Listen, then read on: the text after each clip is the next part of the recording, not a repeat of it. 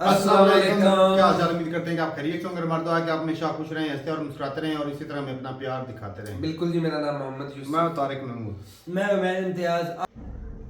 आज हम जिस वीडियो पे रिएक्शन देने जा रहे हैं, इस वीडियो का टाइटल है PM Netanyahu break all rules for Indian PM Narendra Modi. तो देखते हैं जी वीडियो और अपना रिव्यू पर देंगे। कौन करते हैं 3 2 1 वीडियो स्टार्ट। नमस्कार, वेलकम टू करियर 247 में हूं प्रशांत धवन। नाउ दुनिया में सिर्फ 2 वर्ल्ड लीडर्स मैंने देखे हैं जिनको रिसीव करने के लिए बेंजामिन नेतन्याहू खुद एयरपोर्ट पे जाते हैं और इस तरीके से रेड कारपेट के साथ वेलकम करते हैं। मैंने किसी और वर्ल्ड लीडर के लिए नेतन्याहू को प्रोटोकॉल तोड़ते हुए नहीं देखा, ना इमैनुअल मैक्रों के लिए या फिर जर्मनी के जो चांसलर हैं उनके लिए। यहाँ पे आप देख पाओगे एक बहुत ही स्पेशल वेलकम दिया जा रहा है पीएम मोदी को in the country of Israel. और एक तरफ तो यहाँ पे ये वेलकम मिल रहा है पीएम मोदी को, दूसरी तरफ मैं ये भी देख रहा हूं कि पाकिस्तान ने रेजोल्यूशन पास कर दिया है इजराइल की हेक्सागन अलायंस के अगेंस्ट, ये बोलकर के ये अलायंस एंटी मुस्लिम उम्मा है। लिटरली इन लोगों ने ये वर्ड्स यहाँ पर यूज किए हैं। और आप आज के समय अल जजीरा में देखोगे तो बहुत सारे पाकिस्तानी जर्नलिस्ट आर्टिकल भी लिख रहे हैं कि पीएम मोदी की जो विजिट है टू इजराइल ये डायरेक्टली एक सिक्योरिटी कंसर्न है फॉर पाकिस्तान। यहाँ पे आप देख पाओगे ये जो आर्टिकल है ये पाकिस्तानी जर्नलिस्ट ने लिखा है और ऐसे बहुत सारे आर्टिकल्स पब्लिश किए जा रहे हैं इंटरनेशनल मीडिया में, जहां पर टाइटल आपको मिलेगा why Indian prime ministers Israel visit matters for Pakistan security, the tightening strategic embrace between New Delhi and Tel Aviv could test Pakistan security and diplomacy. और यहाँ पर आप देख पाओगे पाकिस्तान का जो सेनेट है, मतलब कि इन लोगों का जो अपर हाउस है, जिस तरीके से हमारे यहाँ राज्यसभा होता है, वहां पे डिनाउंस किया गया है नेतन्याहू के हेक्सागन ऑफ अलायंसेस के रिमार्क्स को। यहाँ पे लोग कह रहे हैं कि इजराइल एक पूरा सिस्टम क्रिएट कर देगा अराउंड द मिडल ईस्ट, और ये इन लोगों के हिसाब से जो इन लोगों ने वर्ड यहाँ पर यूज किए हैं, एक थ्रेट होगा टू द मुस्लिम उम्मा। लिटरली इन लोगों ने यहाँ पर वर्ड यूज किया है और आप देखोगे इस पे कई आर्टिकल भी पब्लिश हुए हैं। पाकिस्तान का जो मीडिया है डॉन फॉर एग्जाम्पल, वो तो यहाँ पर कह रहा है कि senate deplores Israel's plan to ally with India. मैंने पाकिस्तान में इस टाइप का मेल्टडाउन इंडिया की इजराइल विजिट को लेकर आज से पहले कहीं नहीं देखा। इनके जर्नलिस्ट, इनका पार्लियामेंट, इनके पॉलिटिशियंस, सब लोग आज के समय कंसर्न है कि इंडिया क्या प्लान कर रहा है इजराइल। अगेन सबसे बड़ा कंसर्न तो यहाँ पर यही है कि जो मिसाइल्स इजराइल ऑफर कर रहा है भारत को, पर्टिकुलरली जो गोल्डन होराइजन नाम का मिसाइल है जिसकी 2000 किलोमीटर की रेंज है, और ये एक एयर लॉन्च बैलिस्टिक मिसाइल है, ALBM मिसाइल है जो बंकर्स को भी डिस्ट्रॉय कर सकता है। पाकिस्तान बहुत कंसर्न है इस मिसाइल को लेकर के ये मिसाइल अगर भारत के पास आ जाता है तो उसके बाद जो कल को वॉर होती है, कॉन्फ्लिक्ट होती है, उसमें इंडिया को एक बहुत बड़ा एडवांटेज होगा। बट यहाँ पे आपके माइंड में सवाल ये आएगा कि जो ये हेक्सागन अलायंस की बात की जा रही है, हेक्सागन ऑफ अलायंसेस, इसका मतलब क्या है? कौन से देश इस अलायंस में होंगे और पाकिस्तान के पक्ष में कौन से देश खड़े होंगे? नाउ हेक्सागन की जब हम बात करते हैं ना, तो ये जो आपके सामने शेप है इसको कहा जाता है एक हेक्सागन। नाउ यहाँ पे आपको समझना होगा इजराइल का प्लान यह है कि बहुत सारे कंट्रीज का एक ग्रुप बनाया जाए जिनके जियोपॉलिटिकल इंटरेस्ट काफी हद तक सेम है। इसमें भारत ऑब्वियसली आता है, इजराइल खुद आता है, उसके अलावा ग्रीस और साइप्रस को ऐड किया गया है। इधर यहाँ पे आप देख पाओगे ये है यहाँ पर ग्रीस, ये नीचे यहाँ पे साइप्रस। दोनों कंट्रीज बहुत ज्यादा करीब है आज के समय भारत के। आपको याद होगा रिसेंटली पीएम मोदी साइप्रस गए भी थे, मैंने इस पर एक अलग से वीडियो भी आपके लिए बनाई थी। साइप्रस और ग्रीस दोनों ऐसे कंट्रीज हैं जिनका एक मेजर इशू है टर्की के साथ। और जो ये हेक्सागन ऑफ अलायंसेस है इसमें ये 4 देश तो होंगे, साथ ही साथ कुछ एशियन कंट्रीज, कुछ अरब कंट्रीज यहां पे हो सकती हैं। इथियोपिया की बात चल रही है कि शायद इथियोपिया को भी यहां पे ऐड किया जाएगा, बट प्राइमरली जो कोर मेंबर होने वाले हैं इसके वो होंगे ग्रीस, साइप्रस, इजराइल और इंडिया। नाउ इस हेक्सागन अलायंस के अगेंस्ट कौन खड़ा होगा? अभी तक देखिए मोस्ट प्रॉब्ली यहाँ पे आपको दिखेगा पहली बात तो पाकिस्तान, सिंस पाकिस्तान पहला कंट्री है जिसने इस हेक्सागन अलायंसेस के अगेंस्ट अपने पार्लियामेंट में कंडेमनेशन करी है। दूसरा देश आपको यहाँ पर दिखेगा टर्की। तीसरा देश ईरान में देखिए, ईरान एक ऐसा केस है, इट्स क्वाइट कॉम्प्लिकेटेड, क्योंकि यूएस खुद ईरान को टारगेट करने का प्रयास कर रहा है। आज के समय अगर मान लीजिए हेक्सागन ऑफ अलायंसेस ईरान के अगेंस्ट खड़ा भी होता है तो ईरान के लिए ये सबसे बड़ा कंसर्निंग पॉइंट नहीं होगा। ईरान के सामने एक फंडामेंटल बहुत बड़ा थ्रेट है यूनाइटेड स्टेट्स ऑफ अमेरिका का, तो ईरान को यहाँ पे मैं अभी के लिए काउंट करूंगा नहीं, क्योंकि ईरान के अभी बिगर चैलेंजेस सामने हैं। बट प्राइमरली पाकिस्तान, टर्की और इनके जो भी सपोर्टिंग कंट्रीज है ना, जो भी छोटे देश इनको सपोर्ट करते हैं, ये इस हेक्सागन ऑफ अलायंसेस के अगेंस्ट खड़े होंगे। मुझे याद है कुछ टाइम पहले नफ्ताली बेनेट, आप सबको याद होगा, ये कुछ समय के लिए इजराइल के पीएम भी बने थे जब नेतन्याहू का एक पॉलिटिकल क्राइसिस आ गया था। इन्होंने स्टेटमेंट दिया रिसेंटली कि इजराइल का अगला टारगेट यहां पे है टर्की, और इन्होंने कहा है कि Turkey is a huge cause of concern for Israel, और इन्होंने पाकिस्तान का भी मेंशन किया था। यहां पे आप देख पाओगे ये वीडियो, अगेन मैं रिपीट करूंगा, ये आदमी आगे जाकर बेंजामिन नेतन्याहू जब काफी बूढ़े हो जाएंगे, उनका पॉलिटिकल करियर खत्म हो जाएगा, ये आदमी लीड करेगा इजराइल को। और आप मान लीजिए जितने अग्रेसिव नेतन्याहू हैं उनसे 2 से 3 गुना ज्यादा अग्रेसिव ये आदमी होगा। He will not care about anything. Naftali Bennett ने रिसेंटली कहा था कि a new Turkish threat is emerging. जो ये छोटी सी क्लिप है, ये सुनिए। A new Turkish threat is emerging. I want to be very clear. Turkey and Qatar have gained influence in Syria, are seeking influence elsewhere and everywhere throughout the region. And from here, I warn, Turkey is the new Iran. Wow, that's a huge statement. That is geopolitics for you. Turkey is the new Iran. ये जो भी Iran के साथ अभी कर रहे हैं, again देखिए, डोनाल्ड ट्रम्प का कुछ पता नहीं है, अगेन वो बहुत ज़्यादा अनरिलायबल, अनस्टेबल टाइप के लीडर है। अटैक करेंगे ईरान को, नहीं करेंगे, हफ्ते बाद करेंगे, no one really knows. But आप ईरान पर जो सैंक्शंस हैं जो लगा रखे हैं आज के समय, वही देखिए, क्रिपलिंग सैंक्शंस है, FATF की ब्लैक लिस्ट में है ईरान। उसके अलावा दुनिया भर के UN के सैंक्शंस और ये US के बहुत सारे सैंक्शंस लगे हुए हैं। ईरान पे ऑयल एम्बार्गो लगा रखा है। इमेजिन करिए, टर्की पे मिलिट्री एक्शन दूर की बात है, एक बार इकोनॉमिक एक्शन ही इन लोगों ने लेना स्टार्ट कर दिया। ये 3 चीजें करेंगे टर्की के साथ, मैं देख पा रहा हूं। पहले, टर्की की जो करेंसी है लीरा, जो ऑलरेडी बहुत ज्यादा डेप्रिशिएट हो चुकी है, इसको और ज्यादा डिस्ट्रॉय कर देंगे, इसकी वैल्यू बहुत ज्यादा गिरा देंगे, रुपये से भी ज्यादा गिर सकती है परहैप्स। ये मैं ऑफ कोर्स एक फॉरसीबल फ्यूचर की बात कर रहा हूं। उसके अलावा ये दुनिया भर के और टाइप के सैंक्शन लगा सकते हैं टर्की पर, यह बोलकर कि टर्की टेररिस्ट आउटफिट्स को सपोर्ट कर रहा है, और बेसिकली टर्की की इकोनॉमी को ये लोग चोक कर सकते हैं। ऑफ कोर्स ये सब अवॉइड भी किया जा सकता है। अगर मान लीजिए टर्की में ये लोग एक pro US pro Israeli leader ले आते हैं, एर्दोगान हट जाते हैं, that can also work. But अभी के लिए जो ये स्टेटमेंट है अपने आप में, this matters a lot. Turkey is the new Iran. Erdogan is sophisticated, dangerous, and he seeks to encircle Israel. And while some senior Israelis were on Qatar's payroll, Qatar and Turkey are nourishing the Islamic Brotherhood monster that is growing and eventually might become as dangerous as the one created by Iran. Turkey and Qatar are gaining influence not only in Syria, but also in Gaza, through the front door, and everywhere, and trying to create a new choke ring. Turkey is trying to flip Saudi Arabia against us and establish a hostile Sunni axis with nuclear Pakistan. यहाँ पे आप देख पाएंगे Turkey एक Sunni access create करने का प्रयास कर रहा है विद न्यूक्लियर पाकिस्तान। इन्होंने पाकिस्तान का मेंशन किया है, एक बार को आप कह सकते हैं, बट ये बार बार कतर भी तो कह रहे हैं, आप कतर को मेंशन क्यों नहीं कर रहे हैं यहाँ पे? Well, Qatar as a country, problem वहां पर ये आती है, देखिए इजराइल बिल्कुल कतर के अगेंस्ट है। इजराइल ने लिटरली कतर को रिसेंटली बॉम्ब किया था इनके गोल्डन होराइजन मिसाइल से। बट कतर की बहुत अच्छी इक्वेशन है डोनाल्ड ट्रंप के साथ। डोनाल्ड ट्रंप को खुश करने का सिंपल तरीका है, पैसे फेंको इनकी तरफ, उनकी फैमिली की तरफ, ही विल बी हैप्पी।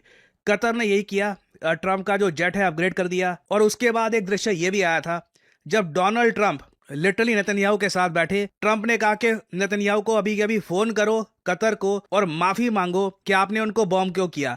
तो कतर की एक बहुत ज्यादा, अभी मैं कहूंगा, अच्छी इक्वेशन है यूएस के साथ, यूएस मिलिट्री के साथ। तो I wouldn't be worried about Qatar right now.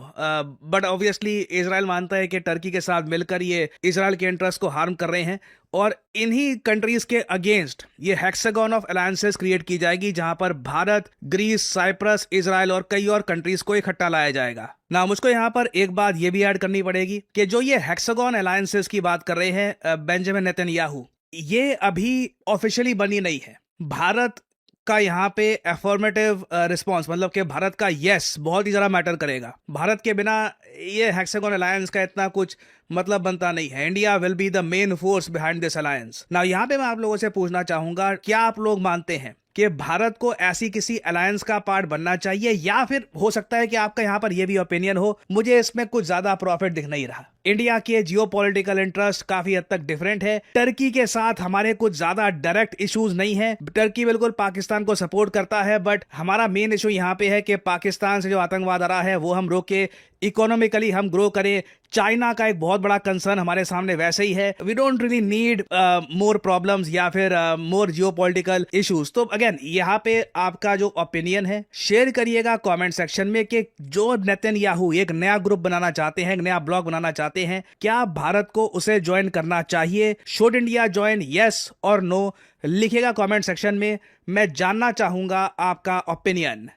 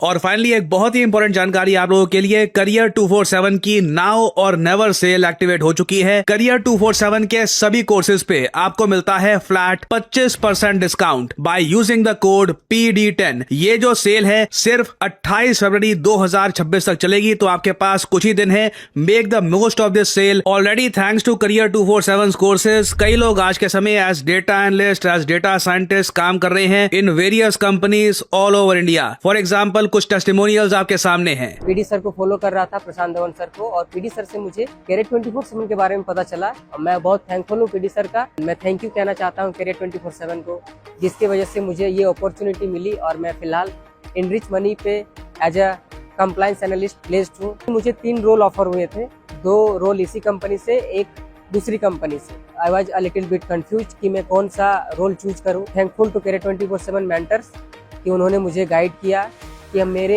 Career के लिए कौन सा पाथ बेटर रहेगा। मैं अपने घर का सबसे एल्डेस्ट सन हूँ। मुझे गाइडेंस करने वाला कोई नहीं था, पता नहीं था कि जिंदगी में क्या करना है।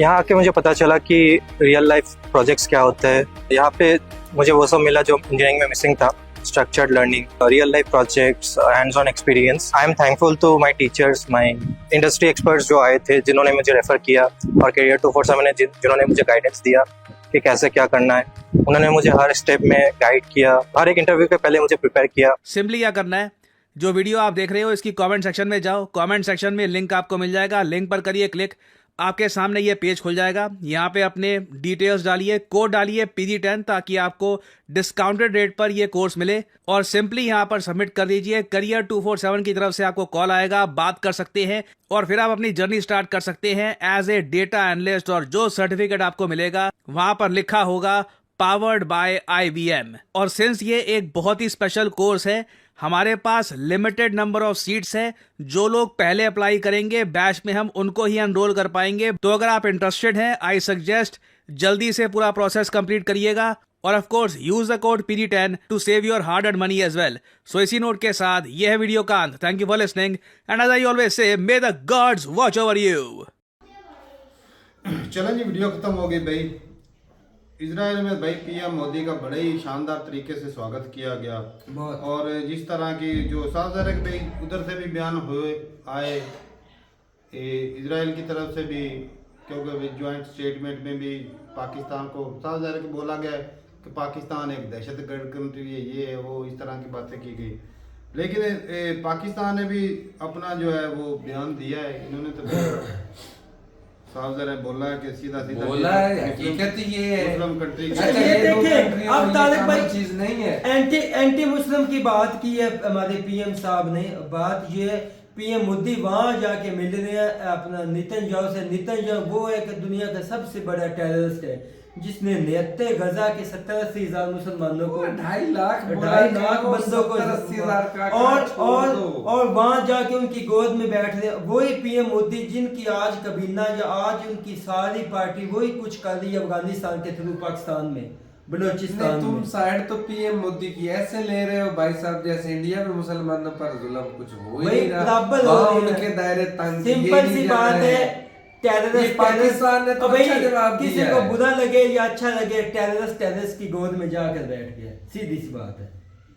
आप जो मर्जी नहीं, कहें, आप उनको मतलब इंडिया वालों को दहशतगर्द नहीं कह सकते, क्यों नहीं कह सकते? लेकिन ये कि मुसलमानों के खिलाफ उन्होंने दायरा जरूर तंग तो किया। अफगानिस्तान में जो पूरी फंडिंग करते हैं दहशतगर्दी फैलाने के लिए, मैं तो बोलूंगा भी हाँ दहशतगर्दी ये है दहशतगर्दी के लिए फंडिंग करते हैं, ये फंडिंग के हकीकत बाद खुदा होता है भाई। ये हकीकत तुम्हें मैं भेजूं दहशतगर्दी- एक मिनट, तुम्हें मैं लेकिन भेजूं- नेतन्याहू ने तो सिंपल- डायरेक्ट की है ना। सिंपल यार वो तो वो funding इसी भी जमले में करता है, आती है। उसके तो उसका तो सारा जिस्म ही खून अब से भाई भाई मासूम इसी लोगों जिम्मे में को आती है। खून मैं से तुम्हें लगा हुआ है। भेजता हूँ साथ वाले गांव में जाना है, वहां पे 50 बंदे हैं, तुमने मारने हैं, तुम खाली हाथ नहीं मार सकते। मैंने तुम्हें असला देना है, मैंने तुम्हें वसाइल प्रोवाइड करने हैं, तुमने तब ऐसे जाके मारना है। ट्विटर की क्या खबर चल रही थी कि इंडिया के भी जो पाकिस्तान ने जहाँ पर अटैक किया है 7 मरे हैं, उनके उनमें एक कर्नल भी उनका मारा गया है और उसके अलावा 4 उनके इंटेलिजेंस विंग्स के जो बंदे ये थे ना, जो- वो एक मिनट वो अफगानिस्तान में जो ऑपरेट कर रहे थे पाकिस्तान के खिलाफ ऑपरेशन, वो भी मारे गए हैं। ये तभी जो चीखे अटैक परेशान पाकिस्तान ने अफगानिस्तान ने पर किया किया है, उसमें इंडियन लोग इंडियन नहीं, ये साथ पक्की खबर है। पक्की खबर भी मैंने पढ़ी है ट्विटर नहीं पे। ट्विटर पर पढ़ी है, होता भी है, कई फेक खबरें भी होती हैं। नहीं जी, पक्की खबर। नहीं अब ये तो भाई देखना पड़ेगा, क्योंकि भाई जी ट्विटर हो या कोई भी सोशल मीडिया का होता है ना, उसमें ज्यादातर जो ना फेक खबरें फैलाई जाती हैं। लेकिन ये ये Twitter पे कम होती लेकिन है इसमें भाई तो भाई कोई दो राय नहीं कि भाई इंडिया जो है पूरी अफगानियों की सपोर्ट करता है। ये चाबार पोर्ट के जरिए जो है ना ये गंदम देने ऐसे ही नहीं जाते, सिर्फ अफगानियों की नहीं बलोचों की बलोचों BLA वालों को। क्या कहते हैं बलोचिस्तान लिबरल आदमी यानी कि BLA वालों को। आजाद ख्याल आदमी जो अपने हक के लिए लड़ रही है, वो उस आदमी को सपोर्ट कर रही है जो आए दिन हमारे नेते मासूम शहरी को निशाना बनाते हैं और उनको शहीद करते हैं, उनको मारते हैं बच्चों समेत। कल मेजर साहब की जो वीडियो थी प्रशांत साहब की, ओहो इन्होंने कर दिया 16 शहीद कर दिए अफगानिस्तान में, एयर स्ट्राइक कर दी, फलाना कर दिया, ढिमकाना कर दिया। एक माह के दरमियान हमारे 119 शहरी और 76 जो हमारे फौजी जवान शहीद हुए, क्या वो दहशतगर्दी नहीं? वो इंसान नहीं है, वो दहशतगर्दी वो बंदे नहीं। नहीं है, वो बच्चे नहीं तो है, भाई- बुजुर्ग नहीं है। कि बोल रहे हैं कि ऊपर से बोलते हैं कि भाई हम 200 कम से कम इस माह के अंदर नहीं ये अच्छा है भाई, उनको जवाब देना चाहिए। पीएम हमारे मैंने पीएम ने तो- क्या मैंने बोला तो कल भी देखिए, कहा था। और मैं सोच रहा हूँ हमारे जो मुस्लिम लीडर है, खुदा का नाम है, आपस की सियासत वो सोए हुए हैं उनको भाई, छोड़ो। सोए हुए जो हैं। आने वाला पीएम है अपना इजराइल का, वो डायरेक्ट कह रहा है कि आने वाले दौर में भाई, उसको तुर्की और पता है पाकिस्तान जब- ईरान की जगह जिस होंगे, कंट्री से यानी उसको कि खबर है। तुर्की और पाकिस्तान ईरान की जगह एक टेररिस्ट फरिश्त में शामिल होंगे। मेरी जान ये एक ना मैं तो बताता हूँ प्लानिंग है भाई, बस पूरी लंबी चौड़ी। प्लानिंग ऐसी है कि भाई जिस तरह अभी जो है ना पहले पीएम मोदी को बोलते हैं जी कि ये जो है वो क्योंकि मुसलमानों के खिलाफ चीज़ें करके यहाँ तक पहुँचे हैं, ऐसे ही तो अब जो है ऐसा नहीं कि भाई सिर्फ योगी आदित्यनाथ ही है। योगी आदित्यनाथ को इस तरह क्यों प्रमोट किया जाता है? क्योंकि वो भी मुसलमानों के खिलाफ ज़्यादा हैं तो वैसे बीजेपी के जितने नेता सारे ही खिलाफ हैं, वो कुछ ज्यादा लेकिन है। वो कुछ ज्यादा ही है, हम्म। इसलिए इसको सपोर्ट किया जाता है। सही। अब बड़ा ये जो नेतन्याहू के पीछे जो है ना ये जो खतरनाक बंदा है, ये भी वही माइंड सेट लेके बैठा है भाई। आज देख लें कि पीएम मोदी के बाद अगर आप कंपेन करा लो, आप पूछोगे ना पब्लिक से, तो उन्होंने मेजोरिटी हिंदुओं ने कहना कि भाई साहब हमें योगी योगी आदित्यनाथ आदित्यनाथ चाहिए। तारिक भाई मैंने ना और भाई सेम बंदा ये वही है जो नेतन्याहू है, आज से उसके 20 साल पुराने भी बयान सुन लो ना, तो वो यही बोल रहा था बस कुछ महीने रह गए ईरान न्यूक्लियर बना लेना। ये 2 महीने के अंदर उसने बना लेना। 1996 की एक स्टेटमेंट थी, मैं पढ़ रहा था कि इसराइल तब से बकायदा इस पे वर्क काम कर रहा है, ग्रेटर इसराइल का नेतन्याहू हो चाहे उसके पस से पर्दा कोई और है, चेहरे बदलते जाएंगे लेकिन इनकी जो पुलिस है और रंग वही है। वही या सेम है भाई। आई समझ बिल्कुल। ट्रम्प है लेकिन ना, उस रंग को लाने के लिए भाई साहब अपनी आवाम को भी तो किसी खाते लाना होता है। कोई आवाम- खाते नहीं है, कोई कुछ अब नहीं है। वोट किससे गेम लेना ऑफ है? पावर की बात है। वोट किस कैसे लेना गेम है? ऑफ पावर की बात, नफरत तो फैला के ही लेते तो हैं ना। वही मैं बात कर रहा हूँ, वो जो बंदा बयानबाजी कर रहा है अब वो आप वोट के लिए देखो कर ना रहा है। कि वो दूध के धुले कैसे हो गए, हाँ। 2.5 लाख मासूम लोगों को कत्ल कर दिया, उनका भाई साहब उनकी जमीन पर भी कब्जा कर लिया, और दुनिया में वो ऐसे चल रहे हैं कि जैसे उन्होंने कुछ किया ही नहीं। और उससे उस पे बड़ी बात और भाई उनके एक लिए सौ जो के- खुराक आती है या कोई खाने पीने के लिए चीजें अगर कोई मुल्क अगर भेज रहा है खुदा तरसी करके, वो रास्ते में खत्म जब वो कर उनकी देते हैं। जान के सगे नहीं है तो चलो खाना कहाँ एक से कंट्री पहुंचने गलत हो देगी? गया, 2 हो गए, ये 100 के ऊपर जब नेतन्याहू के ऊपर केस चला हुआ है जी। कि जिस कंट्री में आएगा उसको अरेस्ट पकड़ कर लिया जाएगा। कुछ तो भी भाई नहीं वो होना। 102 कंट्री वो पागल के बच्चे हैं जिन्होंने इस तरह कर रखा है। पता है सबको कि सबको पता है दहशतगर्द क्या। तो भाई दुनिया जो का जुल्म सबसे उसने बड़ा- किया है तो भाई उतारी है। बाकी भाई सिंपल सी बात है, नेतन्याहू को तो भाई ऐसे ही हम ब्लेम करते रहे, जिसका जहां तक हाथ पहुंचता है वैसा सारे माफी ही कोई कर नहीं रहे हैं, देता। कोई नहीं माफी दे रहा। चाहे वो पाकिस्तानी हो, इंडियन हो, अमेरिकन हो, जिसके हत्ती कोई जितनी पावर भी है ना वो उसका गलत ही इस्तेमाल कर रहा है। मौजूदा टाइम पर सूरत हाल यही है। नहीं, लेकिन ये है कि तारक साहब पाकिस्तान को तो ऐसे ज्यादा बदनाम ही किया जाता है। ये पहलगाम जो है। अटैक पर पाकिस्तान, हमारे भाई साहब वजीर आजम ने कहा था कि आओ सबूत तो कम से कम कोई तो सबूत देते ना, कोई एक सबूत दिया उस पर इंडिया ने जंग शुरू मिस्त्री कर दी, एक ऑपरेशन आपको सिंदूर इतना हो गया। पता है, आपकी इतनी उम्र होगी, इस तरह की जब डेलीगेशन या बातचीत होती है ना उसको रिप्रेजेंट करते हैं मिनिस्ट्री की तरफ से, लेकिन यहाँ पे हमारे पीएम खुद कह रहे हैं कि आप जी, आइए हम सियासी तहकीक रंग करते हैं। सियासी रंग सिर्फ पीएम ने एक- नहीं दिया, सिर्फ वो हमारे जुमले, PM ने डायरेक्ट बोला, सिर्फ वो ये थोड़ी जुमले- बात नहीं होती। वो जुमले साबित करने आवाम के को- लिए कि हम तगड़ी हुकूमत है, पिछली हुकूमतों की निस्बत हम भाई दुश्मन के घर में घुस कर मारेंगे, इसके लिए ये एक प्लान रचा गया था। ड्रामा किया गया, और ऊपर कुछ से नहीं उल्टा था। उससे डबल मरवा बैठे। वो तो फिर आगे से जवाबी कार्रवाई तो होनी थी ना, तो यार, थोड़ा हल्के में ले गए थे। ना कोई पाकिस्तान हल्के की में सियासत दूध की धुली हुई है, ना कोई हिंदुस्तान की धुली नहीं, हुई है। लेकिन बात की बदनाम नहीं तो होती ज्यादा है। किया जाता हमें है, ज्यादा तारक किया साहब, जाता है बात ना, तो जो ज्यादा जो होती है। इजराइल भाई कर रहा है। बात अच्छा बदनाम बुरा जमाना भाई बदनाम साहब, किया जमाना गया है। बदनाम, आज तक हमारे भी यही सूरत हाल करते कोई हैं। जमाने की बात नहीं, जिसके माइट इज राइट बात है, वो अमेरिका देख लो 20 मुल्क खा गया, किसी ने कुछ बोला? यार तारक तू पता नहीं इतनी फिर साइड क्यों लेने लग जाता है। साइड हकीकत बात है। गनमैन पूरी दुनिया में इंडियन दुश्मन को चुन चुन के मार रहे हैं, तो भाई उनके फिर कैसे चले जाते हैं दहशतगर्द वहां पर, आर्मी भी खड़ी है। अब तू तो कह देना वहां पर रास्ते ऐसे हैं, पहाड़ हैं, ये हो जाता है, वो हो जाता है, ये चीजें नहीं उन कभी लोगों कर की सकते। दाढ़ी के नीचे से ये लोग गुजर कर नहीं जाते हैं। या तो कहो कि फिर आर्मी इसमें इन्वॉल्व है जो पैसे लेकर उनको गुजरने देती है, हमारे पास या तो- फिर वो आर्मी जो इंडियन आर्मी है वो खुद करवा रही है, या इंडियन सियासत जो है वो इसमें डायरेक्ट खुद इन्वॉल्व है। नहीं भाई, रास्ते इस तरह के या होते उनकी हैं। कमजोरी है। अच्छा, फिर पाकिस्तान ने अफगानिस्तान में स्ट्राइक क्यों की बताओ? यहाँ पे बॉर्डर पे हमारे तो बाढ़ भी लगी हुई है, तो फिर भाई इधर से हमारे आए। कंट्री में कितने अफगानी बैठे हुए हैं? तो फिर उधर एयर स्ट्राइक करने का क्या मकसद बनता है? उनके बैठे ठिकानों अगर इधर बैठे हैं, दहशतगर्दों के तो वहाँ ठिकानों पे- पे की है। तो बात तो वही है ना भाई, सिंपल नहीं सी बात नहीं नहीं है। वही है, लेकिन कि भाई ये वो है- बॉर्डर पर क्रॉस करके कैसे चले गए? भाई- हमारे पर इधर अटैक हुआ, वो क्रॉस भाई करके बात कैसे तो चले गए? सुनो, हमारे पाकिस्तान में कितने अफगानी हैं, निकालने के बावजूद भी आज उनकी तादाद कितनी है? बहुत है, लेकिन तो बॉर्डर फिर यहाँ क्रॉस करके कैसे चले गए? तो वैसे ही है। अंदर से नहीं अटैक हो रहा तो है, उधर जाके अटैक करने का क्या मकसद है फिर? तो भाई फिर इनके ऊपर करना है, तो अपनी आवाम को इन्होंने क्या मुंह आए दिखाया? हाय, ये भी है। आए हाय क्या हुई? ये बॉर्डर तो पे- बेशक ग्रुप तो उनके वहाँ हेड जो है वो वहाँ पर ही बैठे हुए हैं। हैंडल्स है उनके। चलें जी, बाकी एक बात है, एक चीज है कि अब जो है इंडिया जो है ना, ये नहीं बोल सकता, या इंडियन भाई जितने भी देखते हैं सबको पता है कि भाई इंडिया जो है दहशतगर्दी को सपोर्ट कर रहा है, खुले दिल से कर रहा है। और ये अब आप नहीं बोल सकते कि भाई पाकिस्तान को अक्सर बोलते हैं दहशतगर्द कंट्री है, ये तो सिर्फ टेररिज्म एक्सपोर्ट करता है। भाई आप भी अभी उसी रास्ते पे चल रहे हैं। वो सेम कहते हैं सेम। कि सेम होगा, पटरी के दो रस्ते हैं। सेम हो गया। बाकी भाई बात रहे करें पाकिस्तान की, तो पाकिस्तान को भाई कोई खतरा नहीं।